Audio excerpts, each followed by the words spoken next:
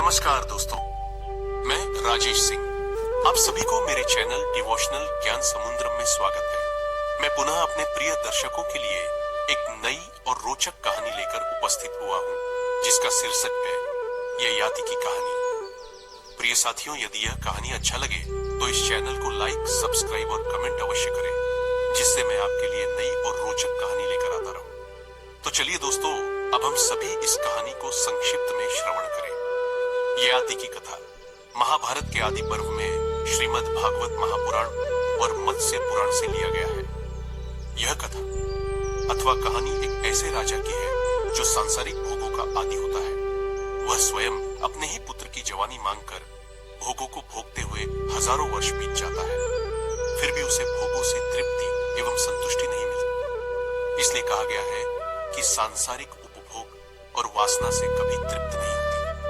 भोग से वासना की भूख उसी तरह बढ़ती है जिस तरह आहुतियां पाकर अग्नि और अधिक तेज हो जाती है। ययाति की कथा महाभारत के आदि पर्व में श्रीमद् भागवत महापुराण और मत्स्य पुराण से लिया गया है। ययाति की कथा महाभारत के आदि पर्व में श्रीमद् भागवत महापुराण में और मत्स्य पुराण में वर्णित मिलता है। पुराणों में यह कथा बड़ा विस्तार से बताया गया है। मैं इस कथा को संक्षिप्त में प्रस्तुत करने का प्रयास कर रहा हूँ। राजा ययाति का जीवन हमें एक ऐसे व्यक्ति की यात्रा पर ले जाता है जो एक गौरवशाली परिवार में पैदा हुआ था, जो युवावस्था, सुंदरता और साहस का प्रतीक, जो इंद्रिय तृप्ति और भौतिक भोग के अंतहीन जाल में फंस जाता है और अंत में भोगों को त्यागने के पश्चात विजयी होता है। राजा ययाति वह व्यक्ति है जो अपने यौवन में सब कुछ खो देता है, उसे पुनः वापस पाता है और अंततः स्वर्ग में निवास प्राप्त करने के लिए सब कुछ त्याग देता है। कथा की शुरुआत होती है परम प्रतापी राजा नहुष के पुत्रों से। महाराज नहुष के 6 पुत्र थे, जिसका नाम था याति, ययाति, सयाति, अयाति, वियाति तथा कृति।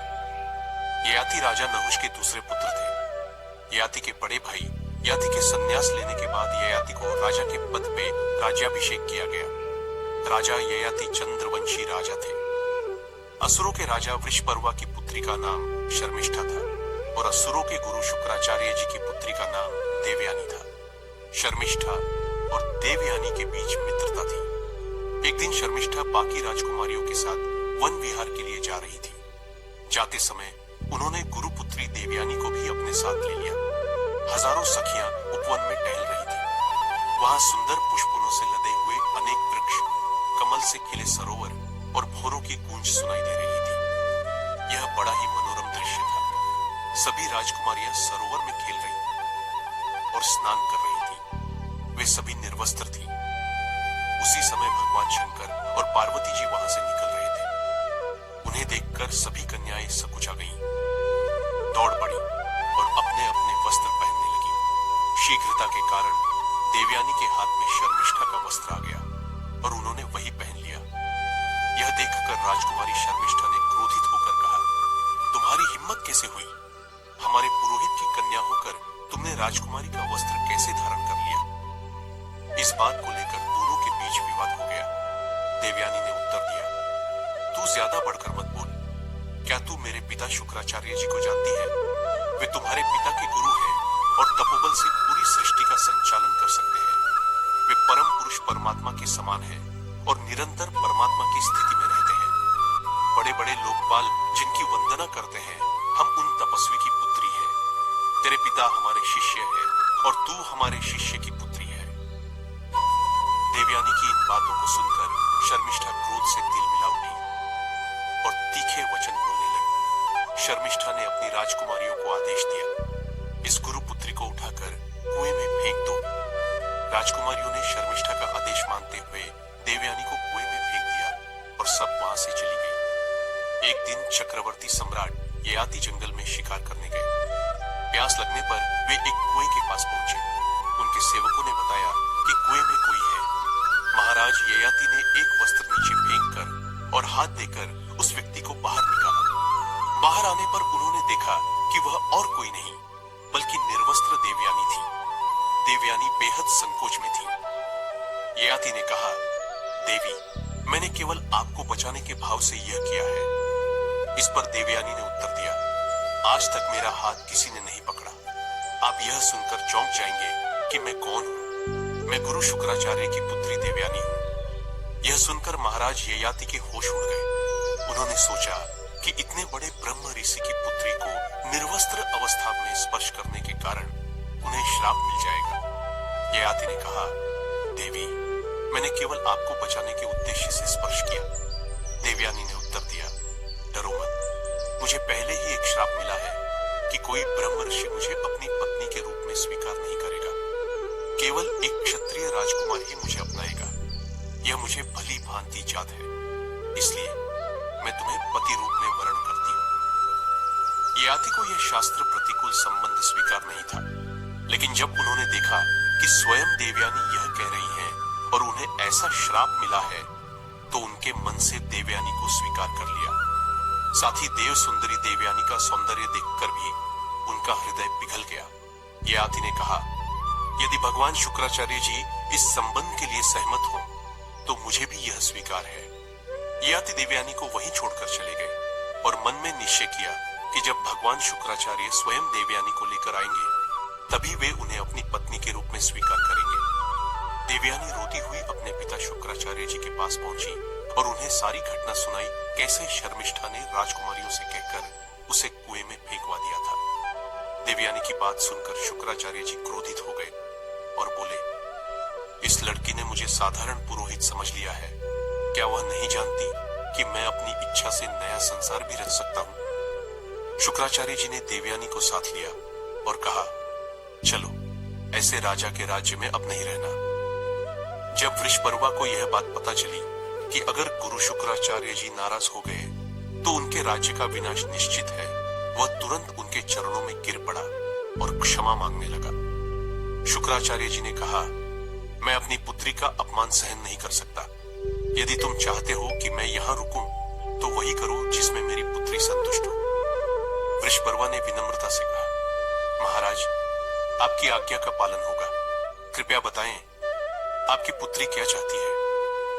देवयानी ने कहा, मैं जिसे पति रूप में वर्ण करूं, उसकी दासी बनकर शर्मिष्ठा आजीवन मेरी सेवा करे। यह सुनकर वृषपर्वा ने शर्मिष्ठा से कहा, पुत्री, यदि तुम यह शर्त नहीं मानोगी तो पूरा राज्य संकट में पड़ जाएगा। अपने परिवार और राज्य को संकट से बचाने के लिए शर्मिष्ठा ने देवयानी की बात मान ली और दासी बनने के लिए तैयार हो गई। इसके बाद शुक्राचार्य जी ने बड़े उत्साह के साथ देवयानी का विवाह राजा ययाति के साथ कर दिया और शर्मिष्ठा को दासी के रूप में राजा के महल में भेजा गया। विवाह के समय देवयानी ने राजा ययाति से स्पष्ट रूप से कहा, एक बात ध्यान रखना, यह दासी शर्मिष्ठा कभी तुम्हारे करीब नहीं आनी चाहिए। शुक्राचार्य ने ययाति से वचन लिया था कि वो कभी भी देवयानी के अलावा किसी और स्त्री से संबंध नहीं रखेगी। ययाति ने भी शुक्राचार्य को इस बात का वचन दे दिया था। शर्मिष्ठा, जो एक राजकुमारी थी और अत्यंत सुंदर भी, देवयानी के मन में हमेशा आशंका बनी रहती थी। राजा ययाति भी देवयानी से भयभीत रहते थे, क्योंकि वह शुक्राचार्य जी की पुत्री थी।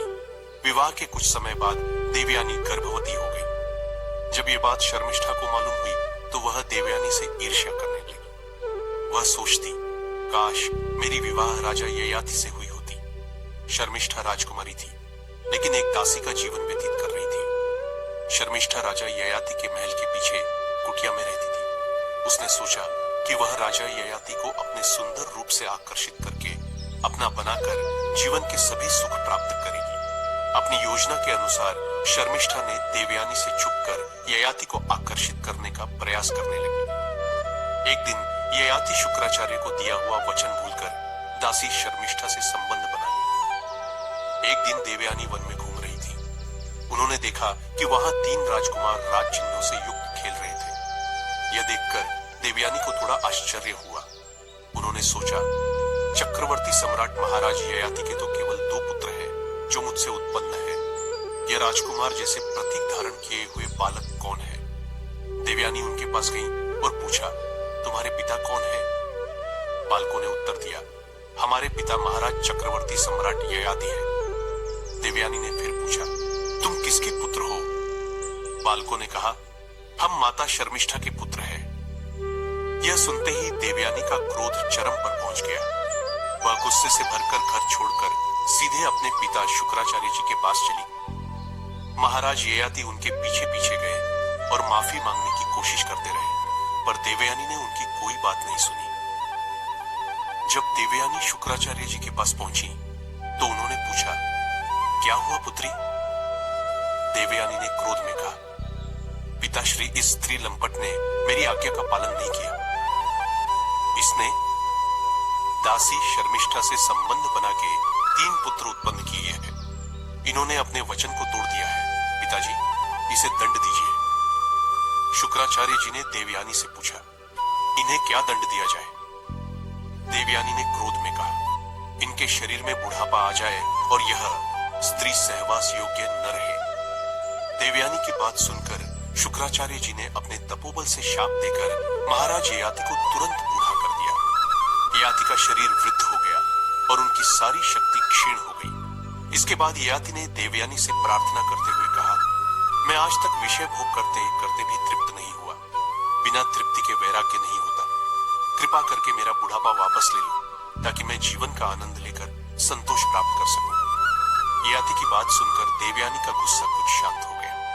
उन्होंने अपने पिता शुक्राचार्य जी से प्रार्थना की, पिताजी, ऐसा कोई उपाय बताइए जिससे इनका बुढ़ापा समाप्त हो जाए और ये फिर से जवान हो सके। शुक्राचार्य जी ने कहा, अगर इनका कोई पुत्र इन्हें अपनी जवानी देने के लिए तैयार हो जाए तो यह वापस युवा होकर गृहस्थ धर्म का पालन कर सकते हैं। इसके बाद ययाति ने शुक्राचार्य से क्षमा मांगी। शुक्राचार्य ने शाप से मुक्ति प्राप्ति हेतु कहा कि जब तुम्हारे वृद्धावस्था के बदले यदि कोई तुम्हें अपना जवानी दे तो तुम पुनः जवान हो जाओ। इस शाप से ययाति वृद्ध हो जाने के बाद भी उसका मन हमेशा भोग विलास में ही रहता। वे सोचते, यदि मुझे श्राप न मिला होता तो सांसारिक जीवन तथा भोग विलास का आनंद लेता। उसका मन इन्हीं सब बातों में खोया रहता। एक दिन ययाति ने अपने पुत्रों से उन्हें अपनी जवानी देने की प्रार्थना की, परंतु उनके 4 पुत्रों ने उन्हें मना कर दिया। अंत में उनके सबसे छोटे पुत्र पुरु इस त्याग के लिए तैयार हो गए। उन्होंने अपने पिता को अपनी जवानी दान कर दी और स्वयं बुढ़ापा और इंद्रिय शक्तिहीनता को स्वीकार कर लिया। महाराज ययाति पुरु के इस त्याग से अत्यंत प्रसन्न हुए। उन्होंने कहा, तुम्हारा यह बलिदान अमूल्य है, मैं इसका ऋणी रहूंगा। इसके बाद ययाति ने पुरु के यौवन का उपयोग करते हुए 1000 वर्षों तक भोग विलास किया। भोग विलास करते करते हजारों वर्ष बीत गए। इतने लंबे समय तक भोग विलास में लीन रहने के बावजूद उनकी तृष्णा शांत नहीं हुई। भोगों के प्रति उनकी लालसा बनी रही। अंततः महाराज ययाति ने विचार किया कि इतनी भोग भोगने के बाद भी तृप्ति नहीं मिली। इन सब से ऊबकर उन्हें त्यागने का निर्णय लिया। उन्होंने विचार किया, मैं कितना पतित हो गया हूँ कि अपने ही पुत्र की जवानी का उपभोग कर रहा हूँ, फिर भी संतोष नहीं मिल रहा। अब बस और नहीं। विषयों का सेवन करते करते मैंने अपने पुत्र की 1000 वर्ष की आयु भोग ली, फिर भी वही तृष्णा, वही भोग लालसा बनी रही। इस वासना और भोगों की प्यास का कोई अंत नहीं। आज मैं परमात्मा को साक्षी मानकर दृढ़ निश्चय करता हूँ कि अब इन भोगों को कभी स्वीकार नहीं करूंगा। ययाति ने अपने पुत्र पुरु को उसकी जवानी लौटाते हुए स्वयं बुढ़ापा स्वीकार कर लिया। उन्होंने निश्चिंत होकर भगवान के चिंतन में स्वयं को समर्पित कर दिया। अपने पुत्र पुरु को सिंहासन सौंपकर उन्होंने राजपाट त्याग दिया और वनवास का मार्ग अपनाया। वन में रहते हुए ययाति ने घोर तपस्या की। कठोर साधना करते हुए उन्होंने समस्त सांसारिक शक्तियों और इच्छाओं का त्याग किया। घोर तपस्या करके ययाति स्वर्ग पहुंचे, परंतु थोड़े ही कालों के बाद इंद्र के शाप से स्वर्ग से भ्रष्ट हो गए। वे अंतरिक्ष पथ से पृथ्वी की ओर गिरने लगे। पृथ्वी की ओर गिरते समय इन्हें राजा दौहित्र, अश्व और शिवी आदि मिले और इनकी विपत्ति देखकर सभी ने अपने अपने पुण्य के बल से इन्हें पुनः फिर स्वर्ग पहुंचा दिया। अंततः ययाति अपने आत्म साक्षात्कार के द्वारा अपने शरीर को तपस्या से भस्म कर वे परब्रह्म परमात्मा वासुदेव की परम गति को प्राप्त हुए और अंत में जन्म मरण से मुक्ति प्राप्त कर ली। ययाति को वास्तविकता का जब ज्ञान प्राप्त हुआ तो उन्होंने कहा, भोगा न भुक्ता वयमेव भुक्ता, तपो न तप्तम वयमेव तप्ता, कालो न यातो वयमेव याता, तृष्णा न जीर्णा वयमेव जीर्णा, अर्थात हमने भोग नहीं भुगते बल्कि भोगों ने ही हमें भुगता है। हमने तप नहीं किया बल्कि हम स्वयं ही तप्त हो गए हैं। काल समाप्त नहीं हुआ, हम ही समाप्त हो गए। तृष्णा जीर्ण नहीं हुई पर हम ही जीर्ण हुए हैं। प्रिय श्रोताओं, यह कथा बतलाती है कि स्त्री पुरुष के बीच का मोह और आसक्ति हमें आत्मबोध से कोसों दूर बनाए रखती है। यह जीवन कोई आसान खेल नहीं है। माया और मोह का त्याग करना बहुत ही कठिन है। हम अपने स्वजन और संबंधियों के साथ जो आकर्षण महसूस करते हैं वह माया का जाल है और इससे मुक्त होना बहुत मुश्किल होता है। केवल वही व्यक्ति जिस पर श्री कृष्ण की कृपा होती है, जो मनुष्य ये जान लेता है कि भोगों में सुख नहीं है, संसार के संबंध मिथ्या है, और जब वह अपने चित्त को निरंतर परमात्मा में लगाता है, तब भगवान वासुदेव की कृपा से उसे मुक्ति प्राप्त हो जाती है। दोस्तों, ये कथा पुराणों में बड़ा विस्तार से बतलाया गया है। मैंने इसे आपके समक्ष संक्षिप्त में कहने का प्रयास किया है। तो यह कहानी कैसी लगी? यदि अच्छा लगा हो तो इसी तरह की रोचक कहानी सुनने के लिए चैनल को लाइक, कमेंट और सब्सक्राइब अवश्य करें। अब हमें जाने की अनुमति दें। मिलते हैं एक नई कहानी के साथ।